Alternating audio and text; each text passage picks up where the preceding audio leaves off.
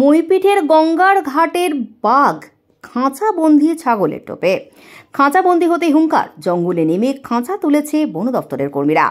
অবশেষে বাঘবন্দি খেলার অবসান। বন দফতরের পাতা জালে ধরা পড়ল রয়্যাল বেঙ্গল টাইগার। গত এক সপ্তাহের মধ্যে 3 বার কুলতলি ও মইপিঠ এলাকায় হানা দিয়েছে সুন্দরবনের দক্ষিণ রায়।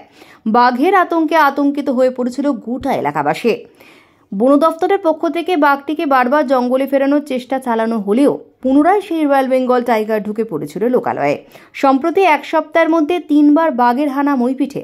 কিশোরী মোহনপুর এলাকায় ফের দেখা গেল বাঘের পায়ের ছাপ। ঘটনায় আতঙ্কিত এলাকার বাসিন্দারা। খবর পেয়ে ইতিমধ্যে ঘটনাস্থলে পৌঁছেছে বন দফতরের কর্মীরা। দক্ষিণ 24 পরগনার বিভাগীয় বন দফতরের আধিকারিক নিশা গোস্বামী জানান, ইতিমধ্যেই 1 কিলোমিটার মতো জায়গা ঘেরা রয়েছে।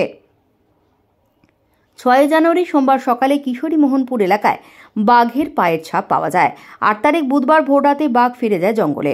পরের দিন 9 তারিখ বৃহস্পতিবার সকালে ফের বাঘের পায়ের ছাপ পাওয়া যায় মইপিঠের নগেনা বাদে। জাল দিয়ে ঘিরে ফেলায় 10 তারিখ ভোররাতে ফের বাঘ ফিরে যায় জঙ্গলে। আজ সকালে মইপিঠের কিশোরী মোহনপুর এলাকায় গঙ্গার ঘাটে বাঘের পায়ের ছাপ দেখে আতঙ্কিত বাসিন্দারা।